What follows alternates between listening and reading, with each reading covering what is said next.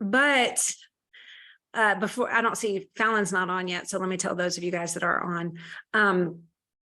I wanted to interview Phallin because I every time I hear her speak, I'm like, I have so many questions. I've got questions.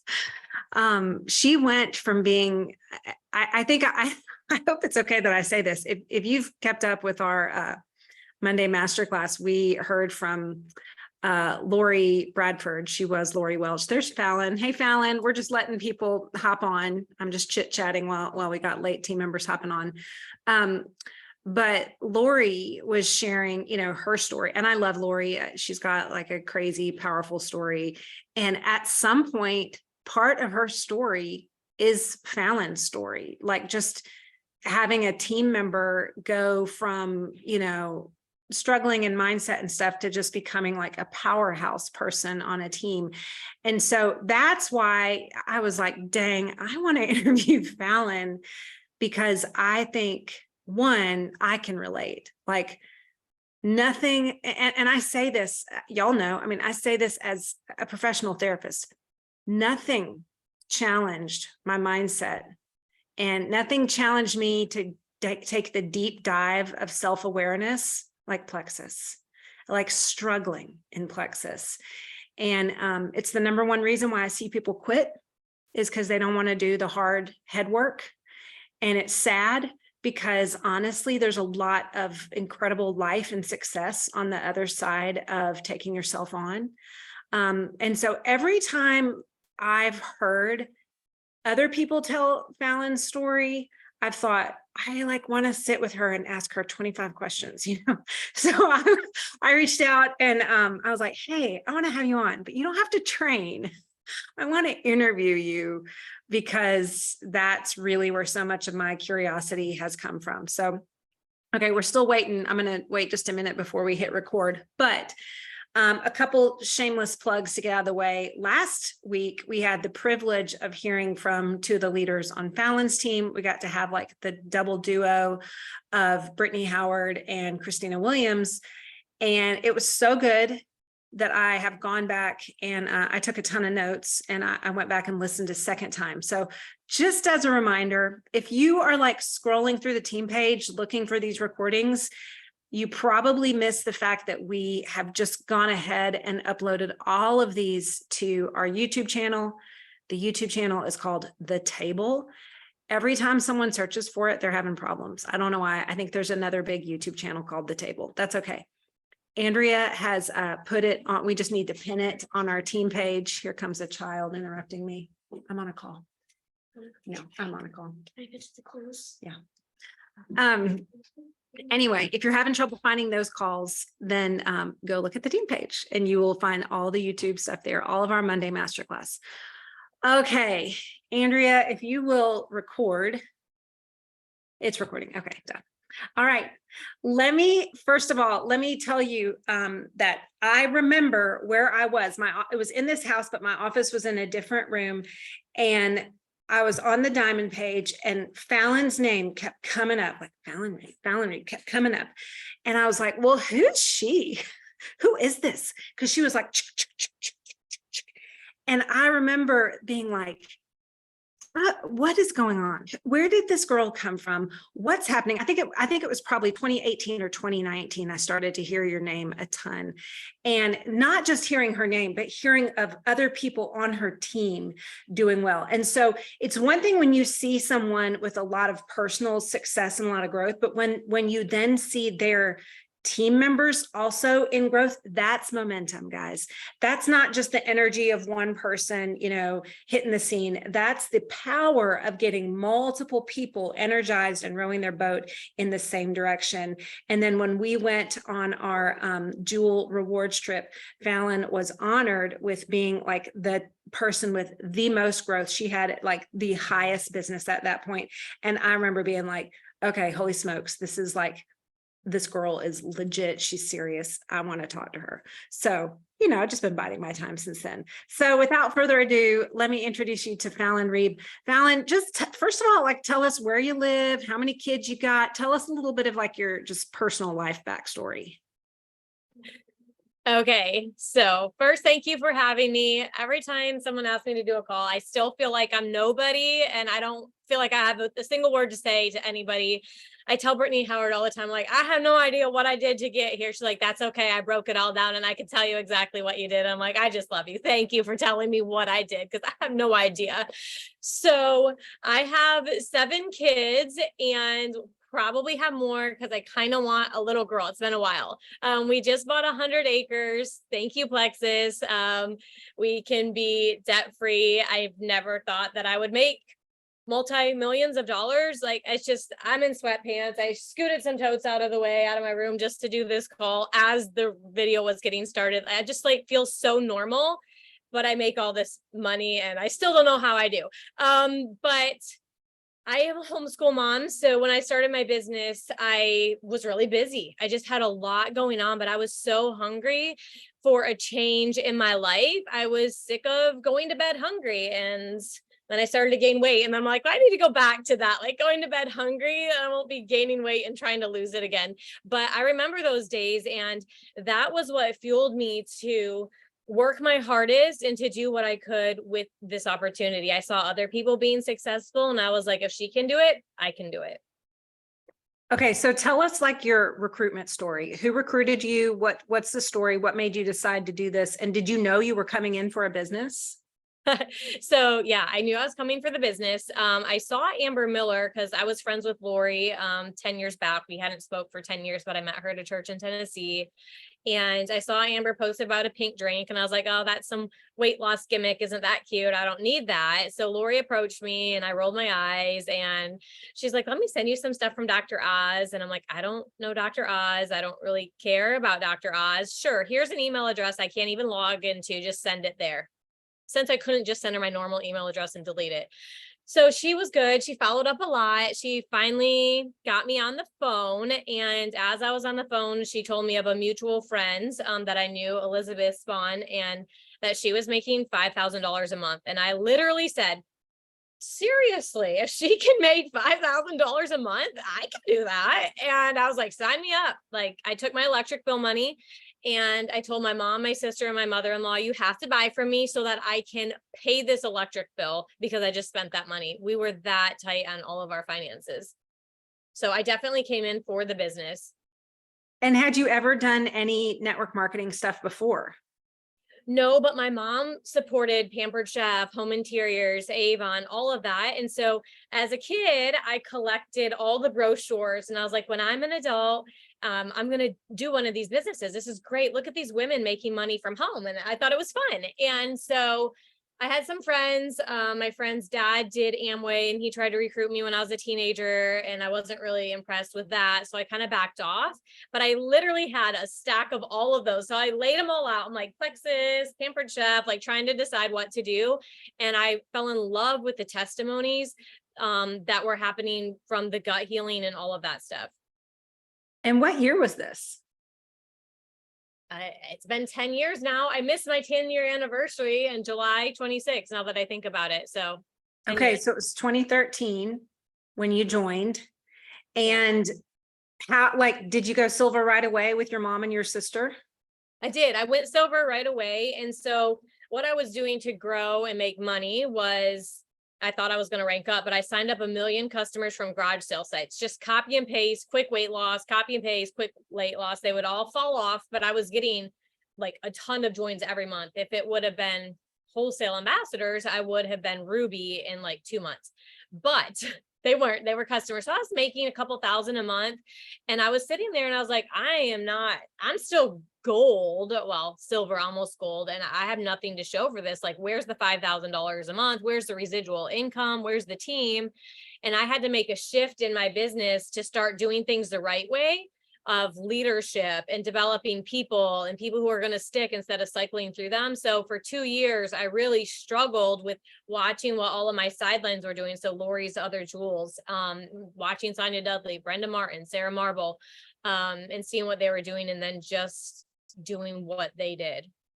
Let me point this out because this sticks out to me because you joined in 2013, you joined a PowerHouse team, like literally Amber and Lori's teams. And like you just described, you're joining around the same time as people who 1 year later are going to be recognized as like diamonds. You've got Sarah Marble, you've got Sonia Dudley. So you're watching and you've heard the story. Okay, Elizabeth Spahn, she was making $5,000 a month, you know, so you can see it. How did you feel when you saw other people ranking past you? I was like, what are they doing that I am not doing? And Lori's like, it's just a numbers game. And I'm like, it's got to be more than a numbers game because I am going through the numbers and none of these people are sticking. So what do I need to change? And one day, the back office had a lot of issues back then. So I must have went to her a lot and had a lot of questions in the team page. Sonia and Helen knew me. They were shocked when I actually hit Ruby and was on the leaderboard. They thought it was a problem because I had questions and Lori called it negative. And I called it just questions. So I called Brittany, I'm like, guess what? Lori said we're negative. And she's like, oh, we are not negative. I'm like, I know, tell me about it. So we had a little conversation. I was like, okay, Lori, tell me what to do. How do I fix this? We'll just assume I'm negative and that's my problem because I was willing to do whatever she said.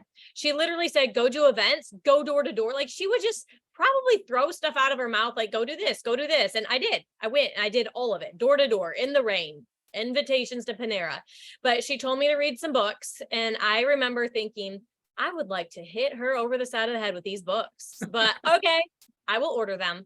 And that I just remember that conversation so vividly, but I went and I ordered all of the books she told me to do, and I read them and I applied every single thing in these books.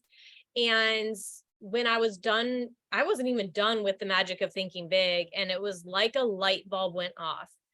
Everybody who joined wanted the business. They wanted the products. Every single person was growing and excited. And we had gone through the numbers before. Brittany Howard quit because she was halfway to gold. And then she quit for several years until I hit Ruby. And then she decided, okay, maybe there's something to this. Maybe she could lead me to success at this point. Okay, this is fascinating because I did not know this. Andrea, did you know this, that Brittany quit halfway through? Okay, this is fascinating. So she is one of your top leaders now, but she quit on the way to gold. Okay. You were struggling and seeing everyone else rank up, but you said you read tell me the book again, The Magic Power of Thinking Big. The Magic of Thinking Big. Have you ever heard it? No. Seriously? No, okay, I've never heard of it. 5 chapters will change anyone's life. I swear to you. Like if someone don't want to pick up the whole book and read it, you have to read The Magic of Thinking Big. So there was that book I started with, because I remember the order I read them in, because it was very important. Like, okay, which order should I read these in? But 15 Invaluable Laws of Growth by John Maxwell. Yep. How to Win Friends and Influence People. Yep. And then Dr. Caroline Leaf's book. What is that called? Either Switch on Your Brain. Yeah. And that was really life-changing because I thought all the positivity was just like mumbo jumbo religious, like super religious stuff. But it was scientific for me. And I was like, oh, okay. So there really is something behind this. Had you ever done self-development before? So I had, like when I was a teenager, I realized that I struggled with like just negative thoughts. Like if I got a bad grade, I just depressed over it. Yeah. So I would read books on positive thinking when I was 17. And so I had done all of that, but I got in a rut of the negative thinking and just the frustration instead of positivity. It's like, oh, another person quit. Oh, there goes another leader. Or, oh, I thought she was going to be successful. Just letting those thoughts have even 5 seconds in your brain will affect you. Okay. So you're having this light bulb moment and your team starts to connect. Do you remember what you were doing after having that light bulb moment? In my business, what I was doing in my business? Yep. So I had decided, because I went to convention twice with nobody. And then the next year I came back as a diamond with like 6 jewels on my team. I was just committing over again that I was going to tell everybody about Plexus. And so I met Tiffany Wilson in her driveway. She's another level 1 diamond. And I was like, I'm going to have to share Plexus with her. And we talked. Thank God she talked to me for 2 hours when I bought a stroller from her on Craigslist. But I really felt like it was God. I was praying a lot for my business and I just really needed it, but I was putting in the work too. So I wasn't just praying about it, but I was like, all right, I'm going to do everything hard, everything scary. And then I signed up another Jewel and she told me that I was afraid to follow up with her. And she's like, yeah, me and my husband lost 30 pounds. I want to sell Plexus. And I was like, you're kidding me. I can't believe anybody wants to sell this. So it just kind of happens all at once with a couple different level ones. And then I was Ruby before Brittany came back. So I just found a few people who wanted to run and do the business. And I had been watching and had learned enough and talk to enough people to know, like, this person has the traits that I want to pour into. So when the people were ready, I knew who to give my time to. Well, and it sounds like you had just kind of gotten past the point of hesitancy. Like, it sounds like your issue was never, you've always been a recruiter. You've always been able to tell people, but it sounds like you started to really just go, okay, I'm going to go all in. Like, if I'm going to be in it all, I better go all in. Yeah.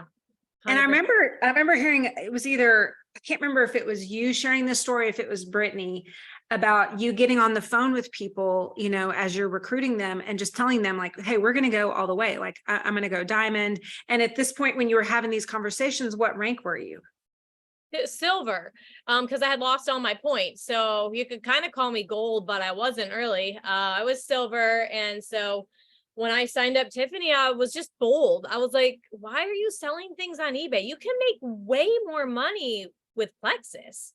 And Brittany. So we were still friends. So we would still talk here and there about potty training, homeschooling, all of that stuff. And I would keep putting in little things about Plexus, like what I was doing. Yeah, it's so exciting. I have a new team in Indiana. And she would just listen. It was like very small things. And then one day she asked me a question back. So probably a good 6 months later, she asked me, you know, what was going on or what we were changing. And I was like, she's coming back. And like a month or two later, she finally did, because I could tell she was kind of interested in what was I doing here.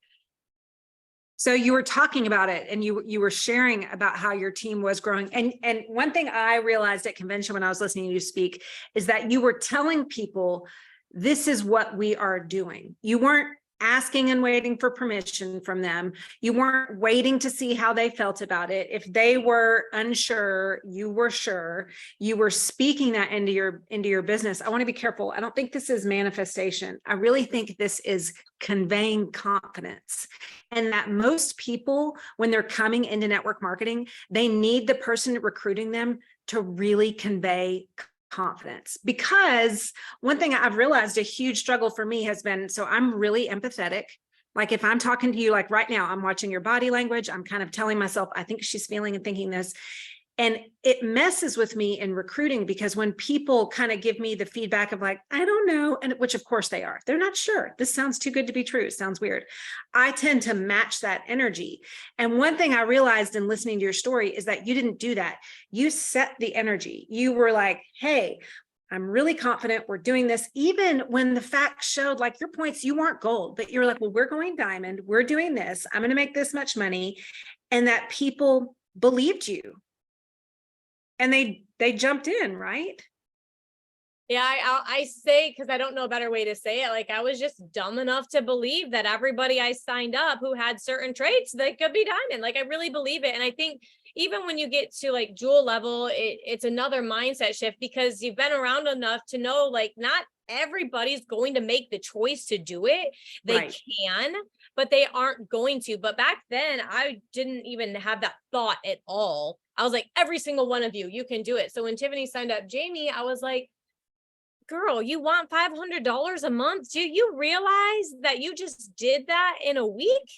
You're going all the way to the top. And Janie was dumb enough to believe me too. She's like, okay, these girls say that I'm going to be a diamond, so I'm going to work for diamonds. If you tell your people that they can do it, but if you don't believe it, they're not going to believe it either. And I asked Brittany, like, what did I do? Because she's like, I wouldn't be here if it wasn't for you. And I'm like, I don't know what I did. And she said, you poured belief into me when I didn't believe in myself. Like, that's what you did.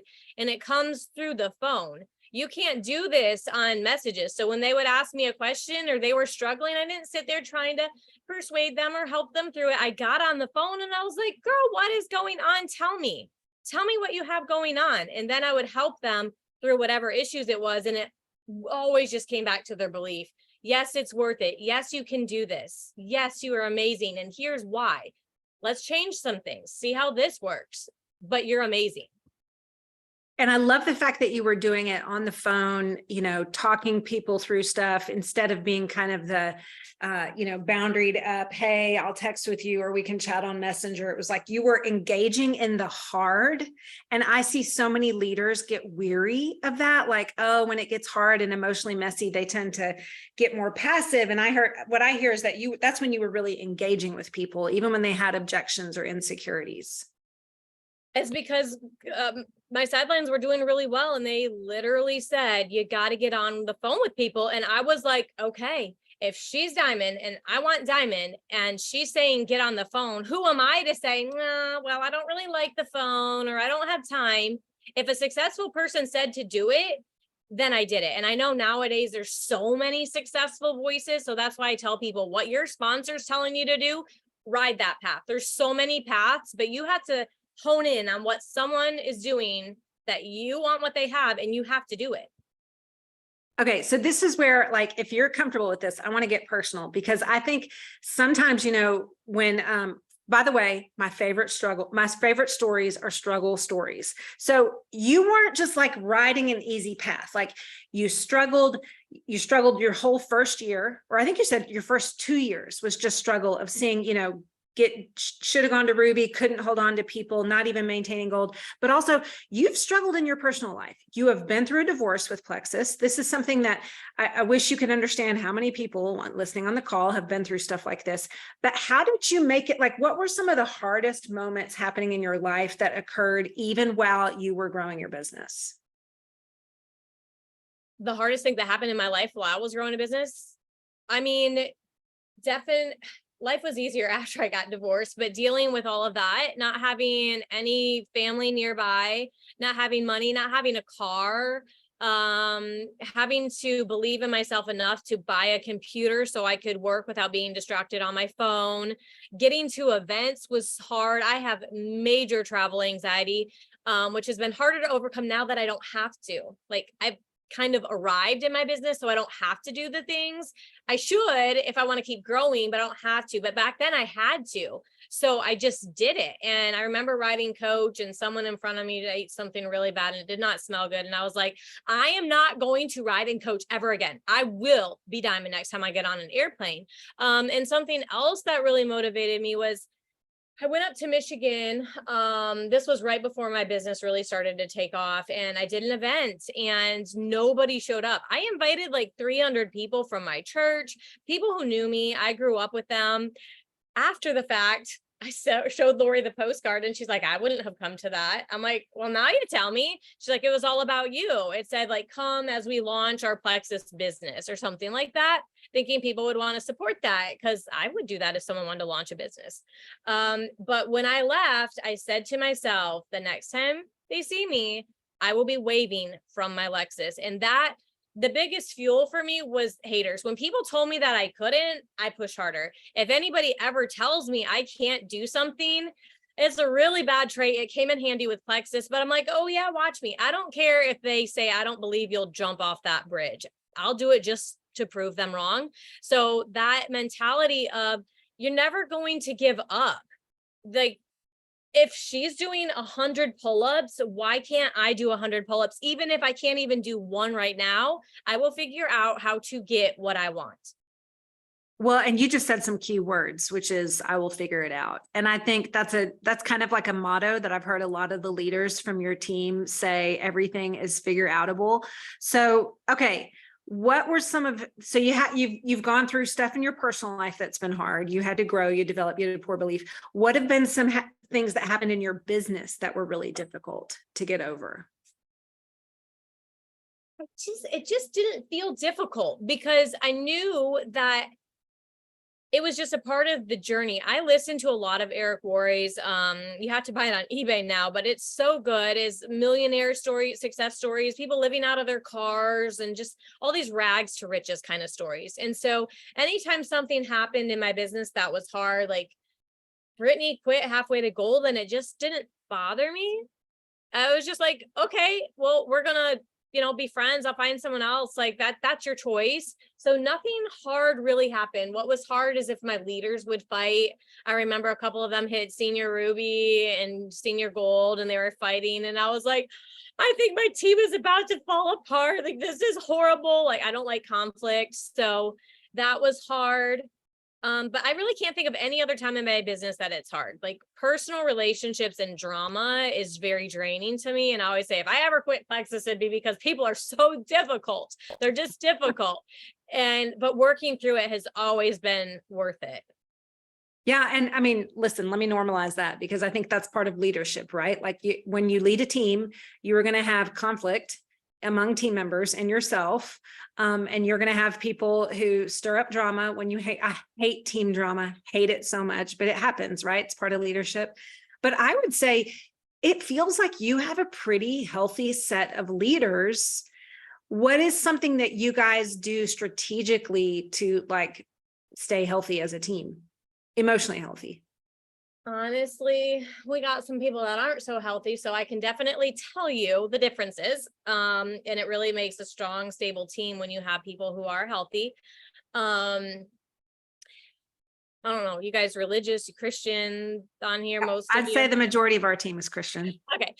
So it just seems like the ones that are doing Bible study and trying to live a good life, they're good people. They're not trying to steal from their sidelines, and they show up when it's hard. I really feel like living by God's principles is one of the best. And I have some leaders that have been atheists that are, they've gone emerald and stuff. I don't know where to be found now. So there's that. But I really think that that's the key, is even if you're not a Christian, if you still can live by those kind of principles of doing the right thing, having integrity, not causing drama because you're gossiping, like believing the best about people is yeah. key with team relationships. I love that. Ethic. That's key. I love that. For those of y'all that missed it too, Phallin said kind of at the beginning when she was getting into growth, she was like, I really think it was God. And I think there's so much to be said for that, because obviously you have like a natural, I'll call it just confidence, like, and it really just need to call it belief. Like, even when the evidence isn't there, you believed in yourself, you believed that in the business, you believed in the company, the industry, but at the same time you were praying, and the Lord was like answering prayer and bringing people to you who were ready for growth, ready to push. And so it sounds like that's made a big impact on your team culture.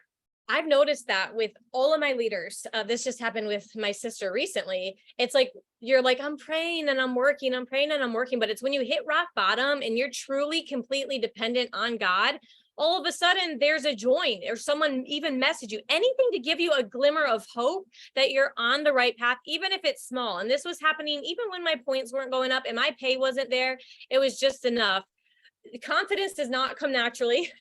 For me, actually, it's a very deliberate choice, because I can very easily be very discouraged at any given moment of anything. And if I allow those thoughts to keep going, I learned as a teenager, nope, it's okay. You didn't get an A this time, but you will next time. And what can we do to make sure that happens so you don't have to feel frustrated with yourself? I love that. Okay, tell me, like, because you mentioned that you were at convention, there was a year and you were on your own. And then the next year it's like, boom, you're there with multiple jewels. Now you're a 5-star diamond. That means you have 5 jewels that are holding rank. Tell me, like, who was your very first jewel? What was that story? Gosh, very first jewel. So totally different than the first golds that I had and the first teams that were growing. So I always tell people, like, don't compare because someone else hit Ruby before you. And there's a lot of competitiveness with teams, like, oh, she hit Ruby and I'm still gold. It doesn't matter. So my first jewel, I'm pretty sure it had to be Tiffany, because she had Jamie and Sue and Sal, and it was just like this whole community, and they were just growing together. And the book that I read when I came down from Michigan was Contagious. And it was just talking about why ideas catch on. And there wasn't anything super remarkable in there, but I feel like it did change my business, just understanding that it just once an idea catches on and the momentum is created, that's what you're working for. The momentum will take care of itself. and you just can't help but constantly have people excited and growing. Okay, so that's Tiffany was your first jewel. Do you remember who your second leg was? Well, I know it wasn't Courtney, my sister, or Rochelle, my cousin, because they were, after I hit diamond, they became jewels. So was it Cody? I think Cody might have been my next emerald, and then Brittany might have been my third, and she hit diamond after Tiffany. So This is Cody Helmer and Yep. Brittany Howard. Okay. And they went diamond after Tiffany. And at this point, it's like your team is just, it's like you said, it's this idea that has caught on. So tell me, what are some mottos that your team holds that seem to work for you guys? What are some things that all of you guys do? I know you're all different personalities. Well, if you would have asked me this before the pandemic, I could give you a totally different answer. But some of my legs have honestly struggled with a lot that I think there was a lot of negative vibes in the entire world. Fear lets demonic activity in. And I really think that people, and myself, I was one of them, was under a lot of that suppression. So Brittany and Jamie's leg totally not affected at all. And their businesses more than doubled during that time. And the other ones were almost all diamonds. And then it just wasn't going like it was. And the difference is a lot of trauma and stuff like that. But even more than that, I know we all reach different capacities, and I was under so much that I ended up sick in bed for a couple years. But the difference is, and how I pulled myself out of that was just, you can do hard things. Just do it when it's hard, when it's not pretty, when you're not ranking up. And that was always my motto, like through 2 years of not having success, through different ups and downs, through watching everyone grow when I wasn't, through helping teams that are struggling now, like, come back. It's going to be hard, but do the hard thing because it's worth it. Do the things that give you energy when you feel depleted.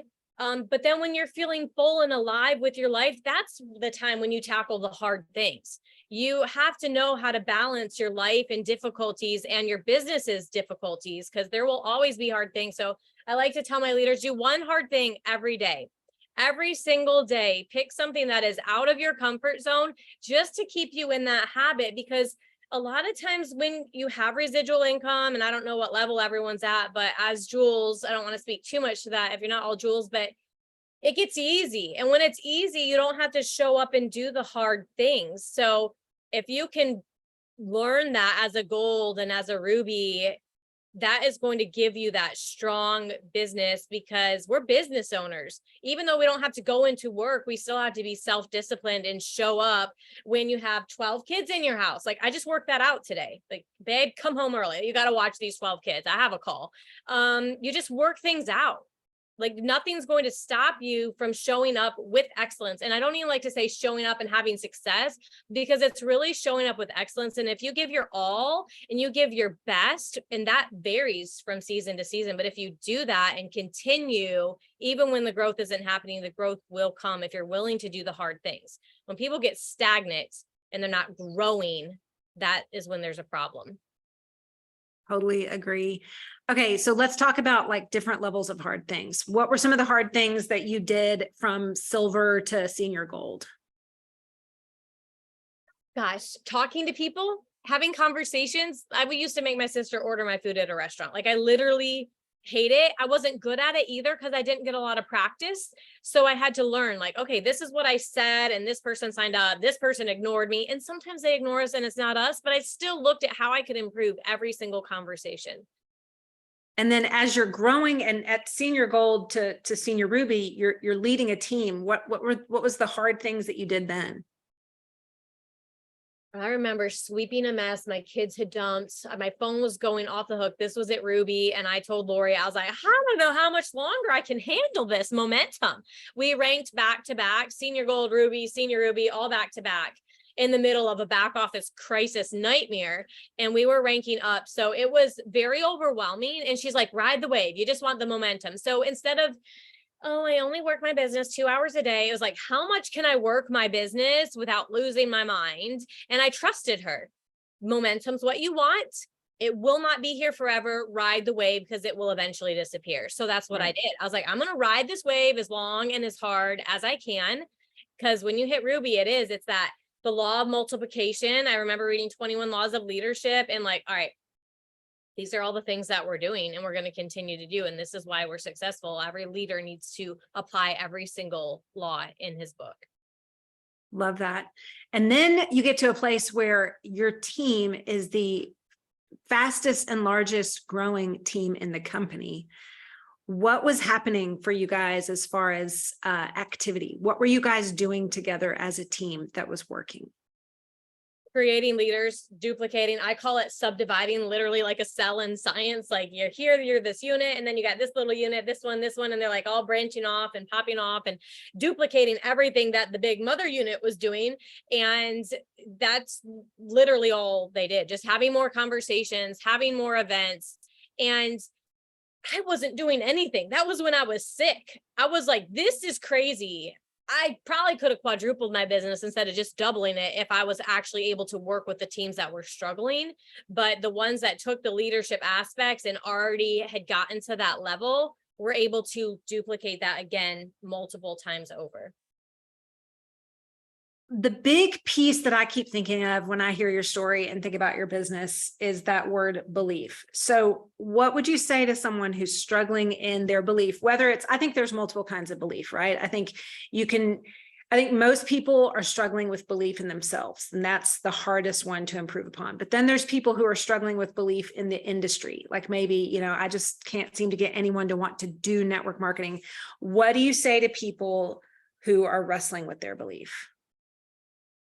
I wrestled with all of it. And I can tell you from experience, you don't get to have those thoughts. You don't get to read things about network marketing that you'll feel it in your chest here. If you have a feeling of like a gasp or like a twinge or get out of it. Stop reading it. Stop thinking it. Don't let yourself go there. So because I was divorced, I struggled with this in my marriage.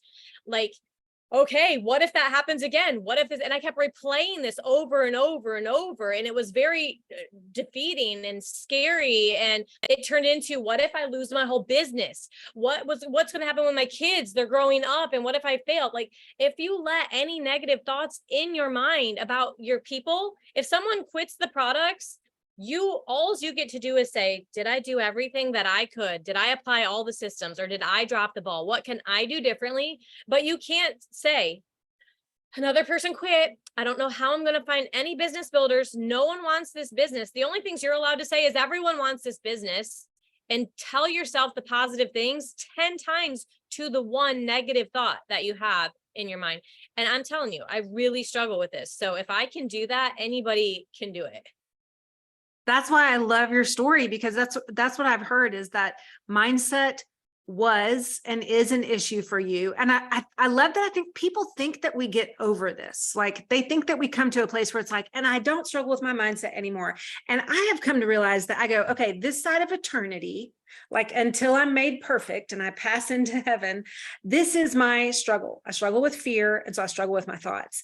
And so I have to become the expert on responding to these triggers, on responding to negativity and fear and doom casting and all the things that we naturally do in our brains. So it's not like you stop struggling. You just know, okay, I don't go in there. That's a bad neighborhood. I'm not listening to those thoughts. They used to say in AA, because I had to do all these hours with AA, like between here and here, it's a bad neighborhood. Don't go in there alone. Like they would say, like, talk it out with people, express your stuff, and don't just go into these bad thoughts expecting to be okay. So I'm hearing you say that you do a lot of the mental work. Yeah, a lot of it. And my team does that too. In the diamond page, anywhere, there'll be people like, the difference between coming together and trying to find the positive things and stuff like that, or in your business, like, what can we do? Can we start doing events? And it's like an excitement level versus a frustration, and it'll just destroy you and where you're at and your positivity. And I told my counselor, because I was in counseling the last year, I was like, it is so hard. And I know all of these things. This is how I grew my business, but I am just struggling. She said, it's going to be hard until you get your brain back on track. A book she had me read was called Building Bounce. There's a picture of a ball on the front and it's blue and it's a pretty thin book. So I recommend it to everyone. I'm like, oh, this is everything that I had to do to become successful in Plexus.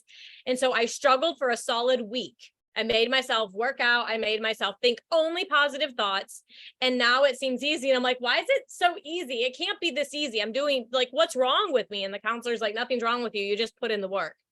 It was like another light bulb switch in my life after 8 years of doing great with that. And then I was stuck again. I love that. I love the fact that it's not like you stop struggling. You just have the tools to know what to do when you struggle. Okay, guys, I would love to open it up for a few questions. Do you have a little bit of time, Phallin, to do some Q&A? Okay, thank you. Thank you. If you've got a question, don't sit and harbor on it. You can either unmute or you can put it in the chat and we can ask those questions, but jump in. Okay, Lisa, which book? I think she mentioned like 5 books. Are you talking about the book that she just mentioned from her therapist? It's Building Bounce. Yeah, it's called Building Bounce. Building Bounce. Yeah. Just like how to bounce back from negative things that happen in your life or haters or anything. It's a white book. It's by Marcus Warner. Thank you. Who else has a question?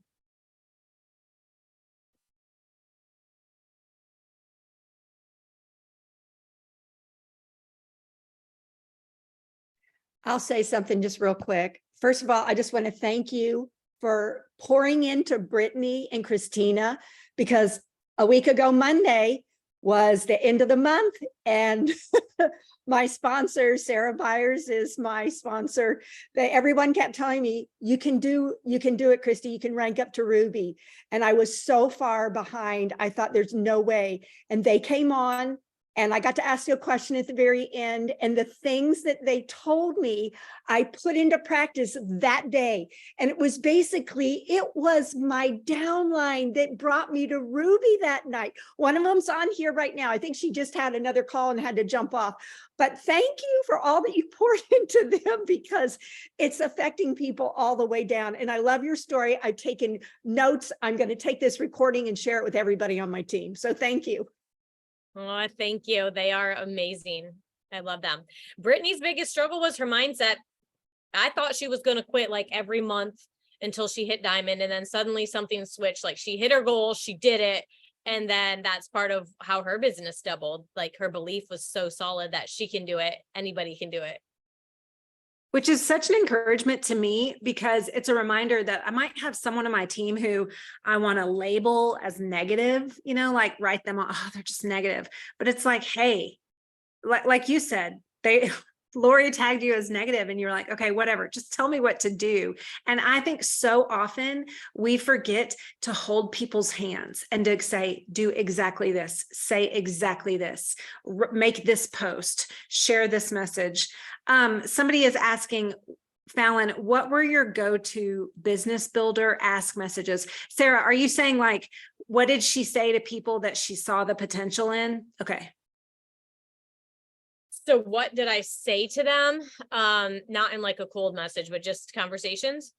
Yeah. Like what was your kind of go-to script for when you're recruiting someone like that? Girl, you should do this. I mean, it was literally so simple. Like, why? Because Lori's like, someone would be stupid not to do this. And I'm like, okay, yeah, that's true. Like, why the heck aren't they doing it?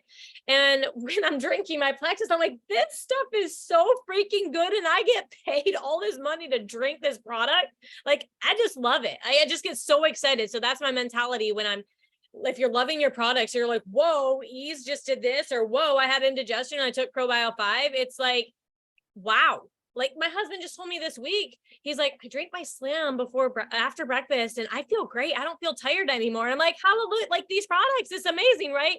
Why isn't everybody doing this? That's my mindset when I'm working on the road, when I'm working around my kids' schedule, when my paycheck comes in, it's like, why aren't you doing this? I just don't understand. Everybody can do this. So I will ask them why they're not doing this. And that's probably not a good answer, because these are the kind of answers Lori would give me. And I'm like, just tell me exactly what to say. But it really isn't what you're saying. If you can be excited, you don't have to say anything great. They're going to follow you right off a cliff. If you can get their buy-in to follow what you're doing, having influence is huge. I didn't have to send any cold messages at all. If people are coming to you, you don't have to, but I didn't have to because so many were coming to me, but it's because I was adding value and they came to me for homeschooling questions and how to make bread. So if people can come to you for other questions, when you post about Plexus, they're going to come and ask you questions about that too. It doesn't have to be anything amazing in your post. Like my post sucked back then. I post way better now. And how often were you getting on the phone with people? Oh, all the time. I spent most of my business was on the phone, most of it. And I know a lot of people say they can't do that. Well, schedule in when you can. If you can only do 2 calls every night, that's an hour of your evening. That's still 60 calls a month or whatever. And I love that you said that, because, and Andrea hates me for this, but I'm such a believer in the phone, because you can text someone your excitement and you can text someone, here's what I see in you. But when you tell them on a Zoom call or on a phone call, it's very different. The energy that comes through when they either hear your voice or see your face is so much more powerful in a conversation than it is in a back and forth text or message. Well, they can't avoid it either. They can't avoid what you're saying. They can't skirt around the issue. And when they start crying, you know they're crying. You don't in a text. So you can be like, okay, whoa, there's something here. And you know this from your previous experiences. So I love that. And so you met people like right in their emotions and you poured belief over them. yeah, I'm really empathetic. Like I can just tell, like, okay, if we're talking about how to get on book club and someone starts crying that they can't handle homeschooling and dinners and their kids, it's time to shift gears. It's not about book club anymore. It's about how can I help them manage their family life, and then build belief that they can do this, even though their life is crazy. They can do it with their kids and they can do it with their business. How can we make it doable for you right now? I love that. I know you kind of spoken into this. Hi, Phallin. But like, you say that you're not naturally confident. Would you say that you're naturally bossy? Because what I see, what I see in you is something that I think most of us actually would say, it'd be interesting to poll that we don't have, isn't that we're confident maybe in ourselves, but that you actually have this like bossiness, which is great. I mean, I love it. I'm like, if Phallin literally called me today, I was like, hey, Andrea, I need you to do, and you had that person that you've listened to for the last 45 minutes telling you, you need to do this. I'd be like, okay, I don't even know. All of my answers are no, but you've just talked me into yes, because there's a level of like bossy, confident, boldness, belief, whatever we want to call it. Is that natural to you? Because when I hear you talk, and obviously I've heard you talk, a lot over the last decade that we've been doing this, in parallel worlds, but you have a boldness and like a bossiness that I think is just like innate to you, that even when someone's being sweet, even when you're having like a feeling moment of like, my life feels like it's crashing down. Even when I heard you, when we were at Masterclass in Phoenix this year, and I even heard you talk about like personal stuff when you were talking to Dr. Cloud, you still have like a viciousness about you that's like, I still want to overcome this. I still, like, we were talking about trust. I think we were talking about his book about trust, and you still like, there's like a fight in you. There's like a fight, like a dog in the fight at all times. Like, do you think that's like, is that just how you're wired? And do you see that in other people and go, yes? Like, do you feel like that's part of the reason why you are where you are, is just that like God-given like kind of fight and bossiness? So John Maxwell talks about 5 levels of leadership, and I do think that I am a level 5 leader. Everybody can get to this success as a level 4 leader, and anybody can be a level 4 leader. But yeah, it definitely is something that I've gone in and out of in my life. I just remember as a kid, there's a recording of me telling my sister or my mom, tell her to jump when I speak. I told her to brush her teeth. And like, I guess that's just, maybe there's some trauma there. Maybe it's not healthy. I do run on adrenaline a lot of times, which is probably why I had an adrenaline crash when Some people weren't very nice to me. I just couldn't handle it anymore. But I don't talk about things that I don't know. But if I know, I know, because I have studied the heck out of it. I've observed everything. I have all the information you need. You'd be dumb not to listen to me because I'm just right. Now, I don't do that with like mechanics or, I'm not going to tell someone how to do something that's not my skill set. But if it's my skill set, I know what I'm doing because I put in all the effort and all the research. So yeah, definitely bossy. I can be insecure. Like if Celeste was in the room and she was talking, I'd be like taking notes. Like I'm going to listen to Celeste. I'm not going to try to tell Celeste what to do here. Like that would be real intimidating to me. Or if there's someone stronger than me, I'm like, I back down here. Like I don't want to touch that. What do you know your Enneagram type? I always thought I was an 8, but then I got into like feeling like I was majorly a 9. And so then we're like, well, maybe you're a 3 that goes to a 9 and a 6. So we don't know. It's like an 8 or a 3 or a 6 with some 9. I don't know. I was guessing all those. When you threw me when you said you didn't like conflict, I was like, that sounds like 9. I don't know. Curious. Anyway, just curious.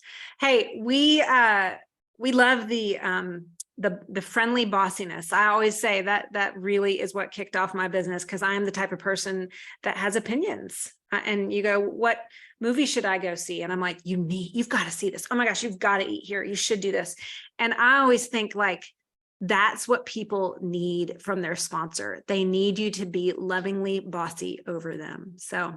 And it can be developed. I mean, in Sunday school, I was not like this. Like my whole adult, I was very meek, very quiet, very in the background, but Plexus brought that out of me again that I feel like I did have. In my song that I would play was Fight Song. I forget who even sings that now, Rachel Platten. And I would play that whenever anything got hard, like bathing kids, dumping water out of buckets, team calls in 15 minutes, I'm not even dressed.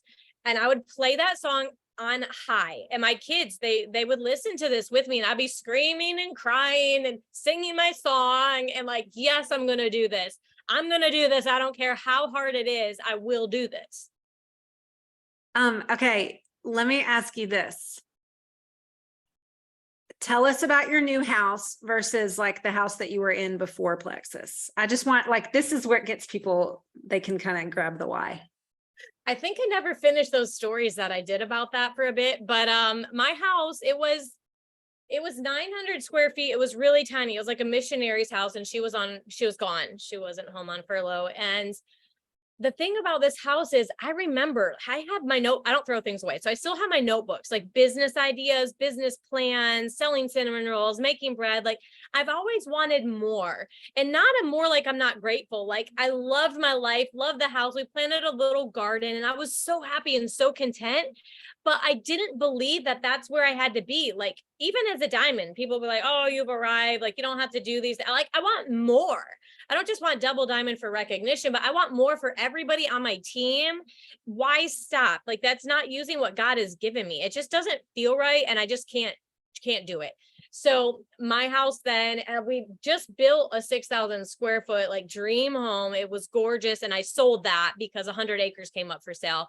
And so we're building a barn dominium, and my husband and the boys are able to do it all. And Caleb told me how much money we have and everything. He's like, if we sold it all today, like, here's how much money you have. I'm like, okay, I feel pretty good about myself right now. So it's more than that. Like, it's just the lifestyle that we're able to live of freedom. I can buy however many cows I want. If my husband lets me, he doesn't know I want to buy another one, but I can buy endless chickens, and it's okay if the hawks kill them.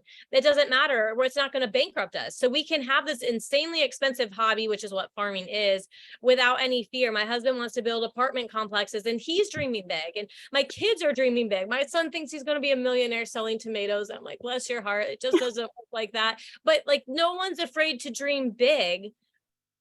I think that is so important. And that's why I love the magic of thinking big. And you all have to go and read the first 5 chapters. I'm totally going to. I've literally never heard of it. So that's usually a sign that I need to jump on something.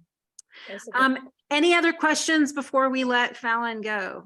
This has been so great. And if you've got a question, I want to give you a second to ask it. How's the yacht? Oh my gosh. It was amazing. it was like the best experience I could ever imagine in my entire life. Like it's not just a yacht. It's like, oh, that's a fancy vacation, but it's like little old me is sitting here making all this money, because you're making a lot of money if you're earning the yacht. And when my husband took the video with the drone and we were just sitting there and just enjoying just all of it, like, it still makes me want to cry. Like, it was the best trip ever. And then the engine caught on fire while I was on there, so that was traumatizing. I was like, my life is about to be over on a yacht. Like, this was my thought. Like, here I am. Go out with a bang. Yeah, it was great. Lisa Knopfsinger, did you have a question? I saw you light up for a minute.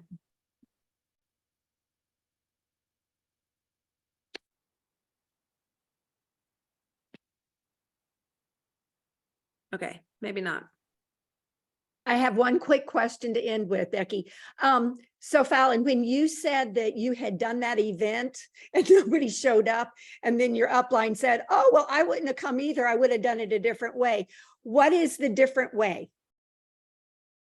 The different way was make it about them. I still don't even know what the way, like what they could get, like products, like what they could do for them, or heal their gut, or whatever the compliant way to say things is, or find out how you can make $300 this week, like anything other than help me launch my business. Okay. All right. Thanks. Phallin, thank you for giving us an hour of your time. I seriously appreciate it, but I love hearing your story, and I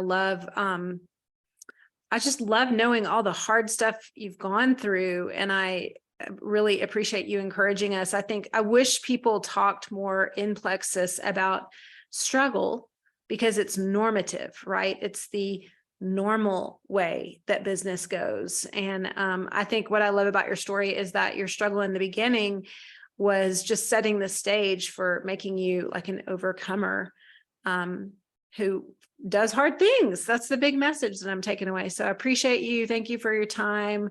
Thank you for sharing your leaders and the rest of your team with us as well. And I hope y'all have a great Monday and a great week. And we will talk again soon. Bye, guys.